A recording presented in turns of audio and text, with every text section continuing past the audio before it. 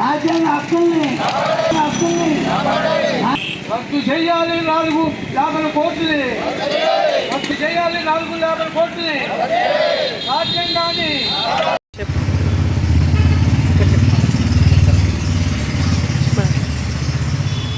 ఈరోజు నవంబర్ 26 భారత రాజ్యాంగం అమలైన రోజు. అయితే ఈ రోజున పిఠాపురం ఎంఆర్ఓ కార్యాలయం ముందు సిఐటియు అలాగే కార్మిక సంఘాలు ఆధ్వర్యంలో ధర్నా నిర్వహించడం జరిగింది. ముఖ్యంగా ఈ నెల 21వ తేదీన భారత పరిపాలిస్తున్న కేంద్ర ప్రభుత్వం బీజేపీ ప్రభుత్వం కార్మిక హక్కు చట్టాలు 29 కూడా తీసేసి కేవలం ఏకీకృత చట్టం కింద 4 లేబర్ కోడ్ల కింద ఉంచడం జరిగింది. ఇది ఏంటంటే కార్పొరేట్కేమో లాభాలు, కార్మికుడికేమో నష్టాలు చేకూర్చే ఈ లేబర్ కోడ్లలో ఉన్నాయని చెప్పేసి మేము సిఐటిగా డిమాండ్ పెడతా ఉన్నాం. ముఖ్యంగా ఈ రోజున కార్మికుడు పనిచేసే సమాన పనికి సమాన వేతనం అనేది మాత్రం ఎక్కడా లేదు.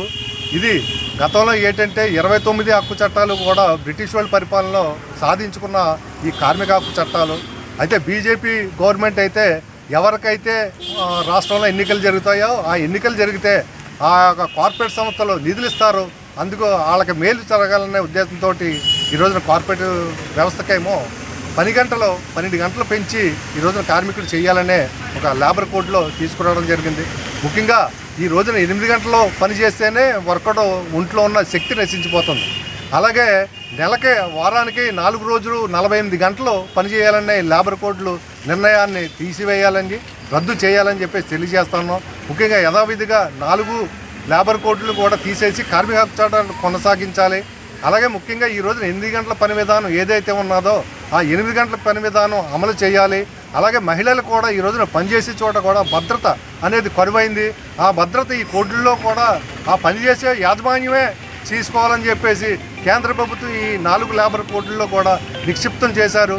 కాబట్టి ఇటువంటి నిర్ణయాలని మీరు పార్లమెంట్లో ఆమోదం పెట్టకుండా, ఎవరు కూడా ఆమోదించకుండా మీరు ఏదో ఏకపక్ష నిర్ణయం తీసుకొని ఈ కార్మికుల మీద ఇటువంటి లేబర్ కోడ్లు తీసుకురావడం సిఐటిగా మేము వ్యతిరేకిస్తూ ఉన్నాం. ముఖ్యంగా తక్షణం ఈ యొక్క 4 లేబర్ కోడ్లు తక్షణం రద్దు చేయాలని చెప్పేసి సిఐటిగా డిమాండ్ పెడతా ఉన్నాం.